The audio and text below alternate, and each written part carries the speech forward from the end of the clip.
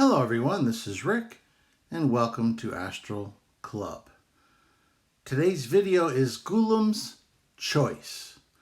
Before we get started, just want to talk about Patreon real quickly.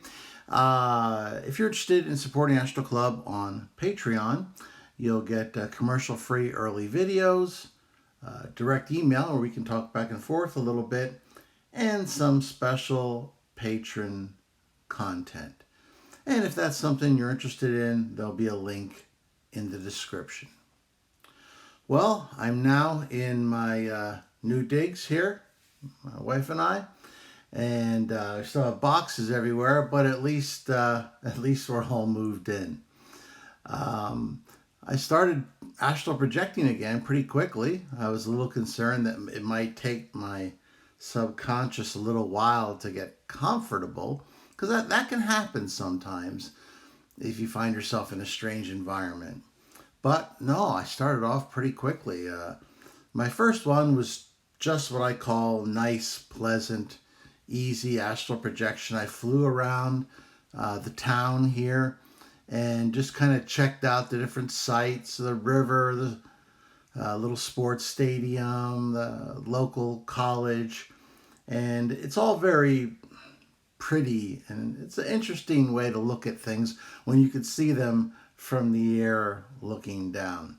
So that was my first projection here, and I was pretty happy with it. Real briefly, I want to summarize the prior video. If you recall, the master returned after a number of lifetimes, and he applied to be a guide in my guide school. My angel said that based on our past history, that it would be my choice whether to admit him into our guide school. And we talked about a number of his lifetimes. One where he was a Galilean preacher 2,000 years ago, not the one that we all know, but another one. There were many. He was an Indian male. He was a shepherd, a monk, Soviet partisan leader in World War II, and he led a future religious group that embraced AI, artificial intelligence, as beings, as co-equal beings with a soul, which was quite heretical and quite advanced for that time. And that was a couple hundred years in a possible future.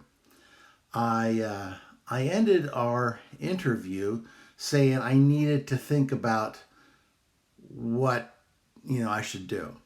I wanted to also consult my patrons and all of my Astral Club members, and you guys gave me some excellent advice. I'm really proud of the kind of quality of people that are Astral Club members.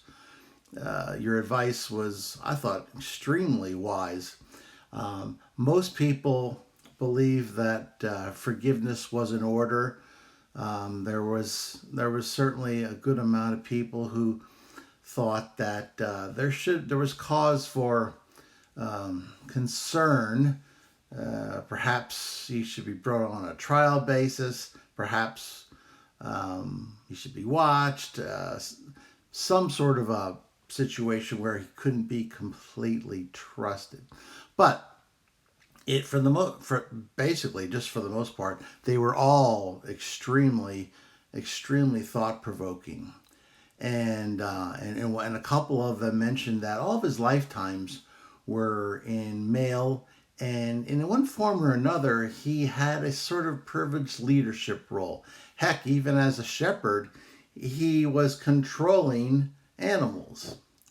So that was certainly interesting. Anyway, all of this stuff was cooking in my brain last night, and after I had the easy astral projection, I felt the summoning to my angel, and we met in the usual conference room, and I kind of updated him on where I was, and that I was still a little undecided, and that I had a couple of important questions that were brought up by my Astral Club members that I wanted to discuss with Ghulam.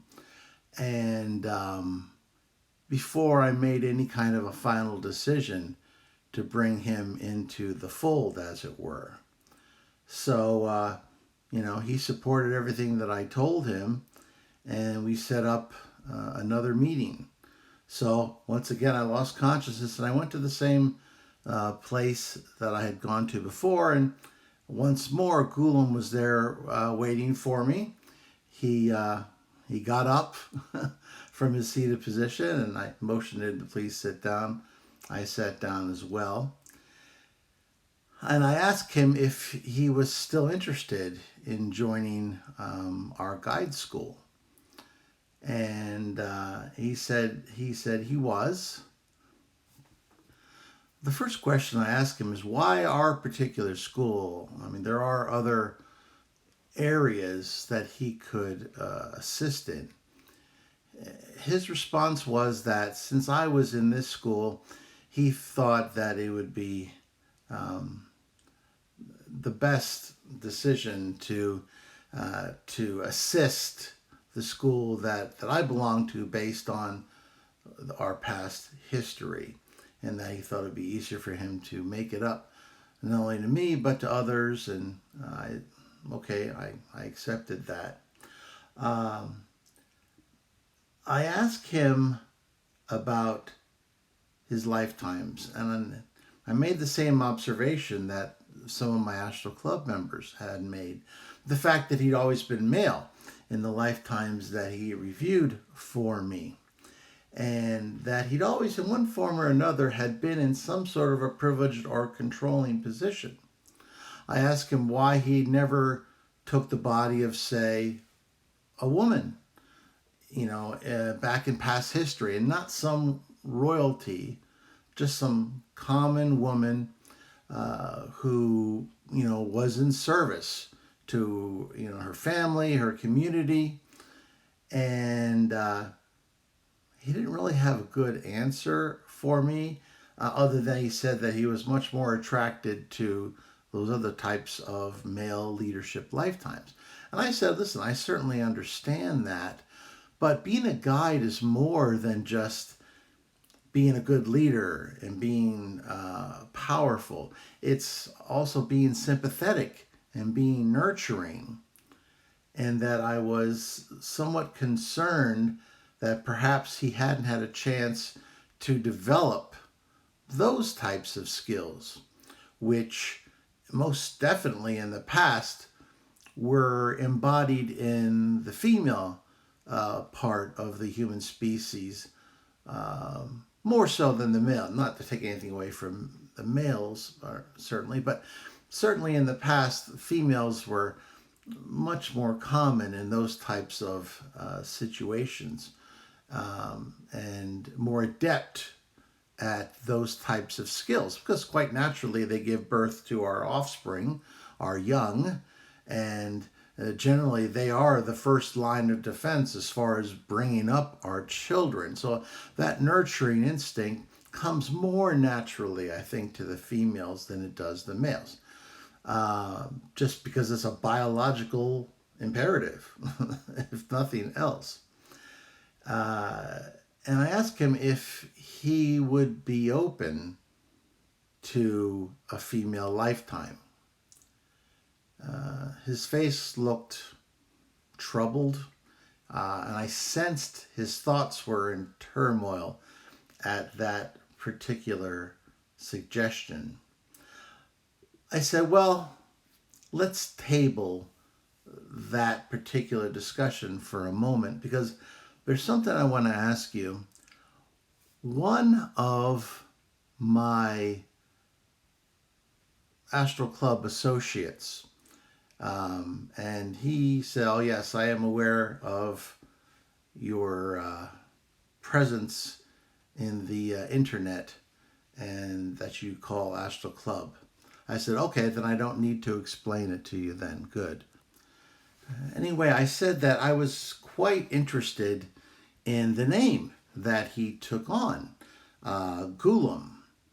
I said that, to be honest, I had never heard of that name, but it's not completely unexpected, because it's more of an Islamic type name, so it's probably not as common in my area of the world than it is in others. But I said that one of my Astral Club members brought up that there was a religious leader, a prophet, that existed in the early 19th and early 20th centuries, who was named Ghulam Ahmad. And matter of fact, his title was Mirza, which means commander. And this Indian religious leader was the founder of a movement in Islam. He claimed to be divinely appointed as the promised Messiah and the Mahdi, which is kind of like the metaphorical second coming of Jesus, kind of wrapped up there in some other types of religious beliefs.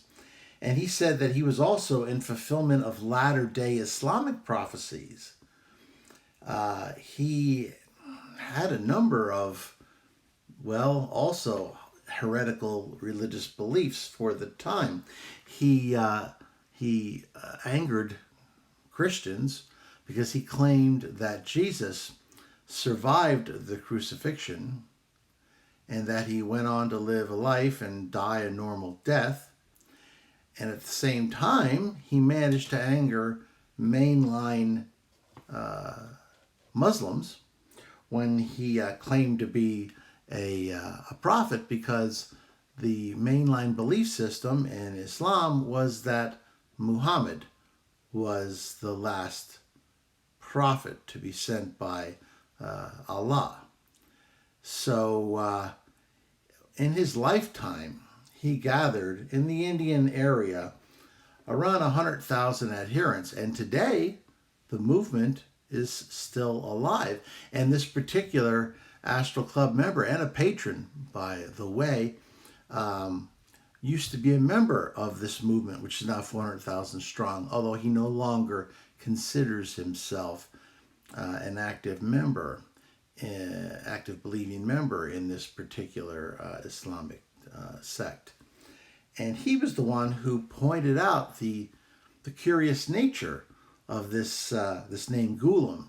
And when I looked at the picture that was posted on Wikipedia, it looked remarkably like the master that I know, especially the look in his eyes, the commanding presence. Now, as I was talking about this particular individual, Ghulam looked like he swallowed a rock. And I asked him, did he know anything about this particular Ghulam? After a moment or two, he recovered himself and said, yes, that was one of my lifetimes. I said, well, that's curious, because whereas you have taken on the name Ghulam, you didn't describe this lifetime to me when we last talked. It seems to me that that's a rather significant lifetime just to forget about, most especially since you took the name as your permanent name. So forgive me, but I'm a bit confused as to why you would conceal this particular lifetime from me. Well, he said that, to be honest, he was afraid that I would hold this lifetime against him because it was so like the old master. And he said that he was afraid that I would have a misconception about his purpose in that lifetime, that he wasn't there to rule over or to control people, but to bring what he thought was a new enlightenment and to lead people back to what he considered was the true Islam. I thought about that for a second and I said, to be honest with you, Ghulam, it concerns me less that you had this lifetime than it does that you concealed it from me.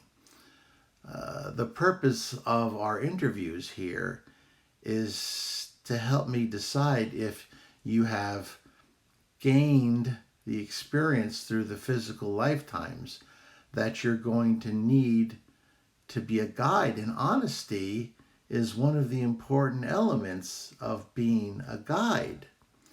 And I'm a little upset that you chose to conceal this from me. Because in order to make an informed decision, I need to know all the lifetimes that you had. I mean, you mentioned that you had a short lifetime as an Indian baby and you died. And you mentioned the short life lesson you got there. So if that lifetime was worth mentioning, then you should, it seems to me, have mentioned this particular lifetime, a lifetime whose name you have taken on as your permanent name. So I'm a little confused by this, and I'm a little alarmed that you chose to conceal this from me. So I said, I want to return to the discussion that we just had a few minutes ago. And that is, I'd like to see you live a lifetime as a woman where you can demonstrate the nurturing characteristics that I don't think that you've been able to gain in these past lifetimes. And I think it'll give you a better overall set of abilities that'll be valuable to you as a guide. So my decision is, I'm not going to tell you yes, but I'm also not going to tell you no. I think that this lifetime that you withheld from me aside, that if you can prove yourself in a female role in the past as a non-royalty, just regular working class woman, and demonstrate that you can show nurturing and care without any hope of any type of power, that I'd be willing to go ahead and accept you proudly into our guide group. Because I think if you can have that lifetime, that you would definitely be an asset to us. So that's my decision. Is there anything that you'd like to say before we end this interview? He said, no, I accept that is your decision. And with that, he just faded away. To be honest with you, I expected more of pushback than that. But well, perhaps he has grown. So I thought about my angel, and I returned to the conference room. Once there, I could see that my angel was waiting for me, and he also looked a little upset. I told him what had transpired during our interview, and he let me explain everything I did, and he agreed with it. But then he told me that he had some unwelcome news. And I said, what unwelcome news do you have? He said, well, the master has withdrawn his application to join our guide group, but he has been taken on as an advisor with the council. So he's now with them, and that we have no control over the council. So he's now going to be working with them.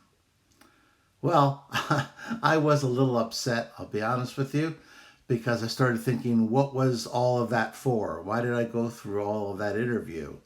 Um, but I guess the master perhaps beat me. He had a secondary backup plan in case I made the decision that I did. And so now he's working with the council. So I have to accept that for now. Now, before I left, my angel told me the council needed to see me on my next projection because they had I guess you could call it a diplomatic mission for me to a very old civilization which now lives underground in their planet. It's near the center of their galaxy, and they've I guess put out feelers that they want to have some relations with this galactic federation, and so they're going to send me as a diplomat, I guess, to establish that relation. So hopefully I'll be able to have that projection, and I can tell you all about it in the next video. So I want to thank you for your attention. If you like this video, please hit the like button. Share it with those of like mind. Subscribe if you haven't already. Please give me your questions and your comments. They're excellent. And if you want to support Astral Club on Patreon, there will be a link in the description. And as always, I'm Rick, and I will see you on the astral plane.